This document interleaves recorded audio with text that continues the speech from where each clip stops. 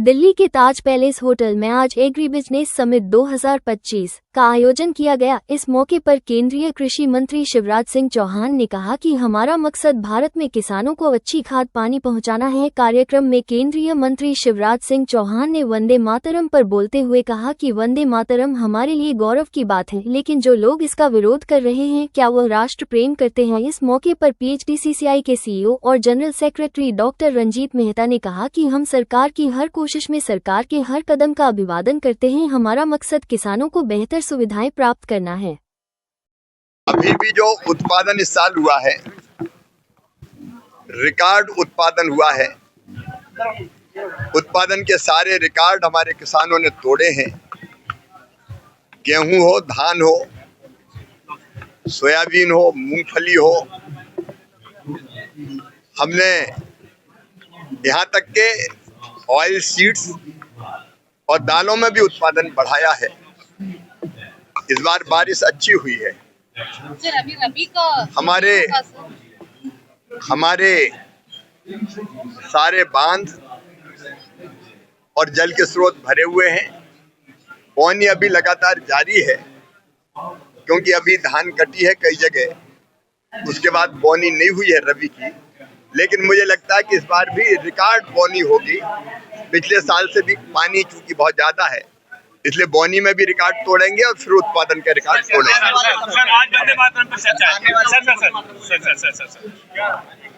वंदे मातरम भारत माँ की वंदना है, और आज मैंने इस कार्यक्रम के प्रारंभ में उस अर्थ को विस्तार से यहाँ भी बताया है। वो भारत माँ जिसकी पवित्र धरा पर हमने जन्म लिया, जिसमें बहने वाली नदियों का हमने जल पिया, जिसकी कोख से उत्पादित अन्न, फल और सब्जियां हम खाते हैं, जो हमें जीवन देती है, उस भारत माँ को बारंबार प्रणाम। तकलीफ ये है कि भारत माँ की वंदना का ये गीत जो देशभक्ति से भरपूर है, उसके एक हिस्से को काट दिया गया बीच में। पूरा भारत माँ की वंदना वंदे मातरम के रूप में गाया जाना चाहिए, क्योंकि जिस माँ की कोख में हम जन्मे हैं उसको प्रणाम करना ये हमारा परम कर्तव्य है। कार्यक्रम जो है भारत विकसित भारत कृषि के माध्यम से बन सकता है।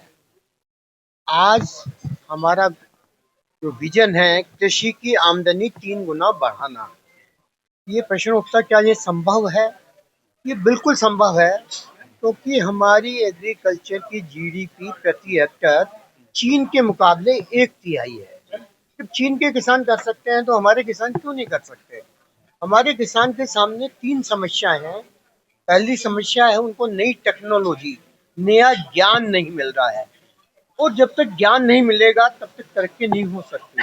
हमारी सरकार रोज मछलियां बांट रही है, उनको बहुत सपोर्ट करिए, अच्छी बात है, लेकिन आज जरूरत है किसानों को हम मछली का जाल दें और उनको मछली पकड़ना सिखा दें। तो रोज मछली बांटने की जरूरत नहीं है, रादर वो खुद अपने लिए भी मछली पकड़ेंगे और बेचेंगे और सरकार को टैक्स देंगे। तो सबसे पहली आवश्यकता है किसानों को ज्ञान मिले। दूसरी जो किसानों की समस्या है नकली खाद, अभी मंत्री जी ने भी जिक्र किया कि नकली कीटनाशक, नकली बीज, अगर किसान को ये सब नकली मिलेंगे तो उसकी पैदावार एक बड़ा कारण है कि नहीं बढ़ रही। आज मंत्री जी ने भी कहा है कि ऐसे लोगों के खिलाफ सख्त कार्रवाई करेंगे, होनी चाहिए, लेकिन अभी उतनी सख्ती से हो नहीं पा रही है। अगर ऐसे लोगों के खिलाफ जो BNS का कानून बनाया सरकार ने, अगर उसके तहत कार्रवाई की जाए तो ऐसे लोगों को कम से कम 7 साल की सजा मिलनी चाहिए, जो नकली बनाकर देश के साथ और किसानों की जिंदगी के साथ खेल रहे हैं। तीसरी समस्या जो किसानों की है वो समय पे MSP नहीं मिलता। मंत्री जी ने भी कहा कि टमाटर का भाव शहर में 60-80 रुपए किलो, किसान को 10-20 रुपए किलो। तो ये जो डिफरेंस है ये मार्केटिंग सिस्टम हमें ठीक करना पड़ेगा। और अभी अलग अलग विभाग हैं, हमारा सजेशन है कि एग्रीकल्चर के लिए एक नेशनल काउंसिल बन जाए, जो सारे वन विंडो में एग्रीकल्चर की सारी बातों को देखे हैं, तो अलग अलग जगह नहीं जाना पड़ेगा और एक ही जगह से, चाहे किसान हो, चाहे इंडस्ट्री हो, चाहे स्टेट हो, सबकी एक नीति होनी चाहिए कि हमें किसानों का भला करना है, हमें देश का भला करना है। और अगर विकसित भारत बनना है तो उसका रास्ता गांवों से, खेतों से और किसानों के बीच में होके जाएगा। अगर ये नहीं होगा तो विकसित भारत शायद ना बन पाए। तो इसलिए हमें किसान की तरफ, खेती की तरफ, गांव की तरफ ध्यान देने की आवश्यकता है।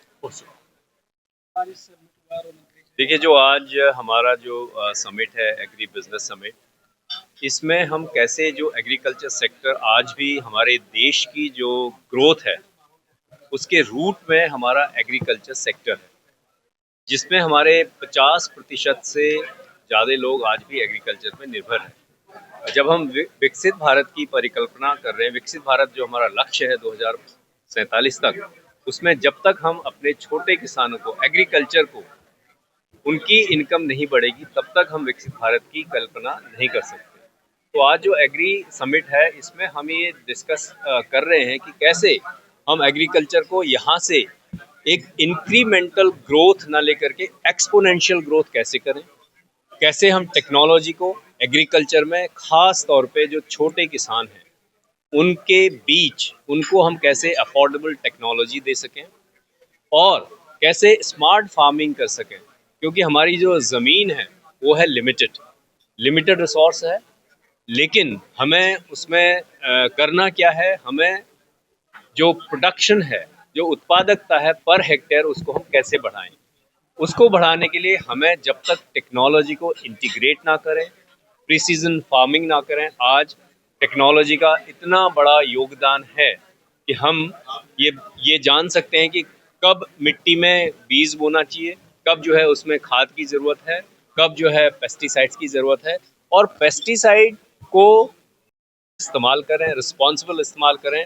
और जो नकली पेस्टिसाइड्स हैं उस पे ये उद्योग जगत की जिम्मेदारी है कि कैसे नकली पेस्टिसाइड्स को भी रोकें और किसानों को सही मात्रा में, सही समय पर अफोर्डेबल पेस्टिसाइड्स हम उपयुक्त कराएं। कि जैसे इंसान अपने आपको ठीक करने के लिए विटामिन्स लेता है, दवाइयाँ लेता है, ऐसे ही पौधों के लिए हमें पेस्टिसाइड यूज़ करने पड़ेंगे, क्योंकि जो 30%, अगर हम पेस्टिसाइड ना यूज़ करें, 30% जो साइलेंट लॉस होता है, वो कैसे होता है कि बीमारी लग जाती है जो पौधों को, और जो वीड्स आ जाते हैं, उसकी वजह 30% हमारा ऑलरेडी साइलेंट लॉस हो रहा है।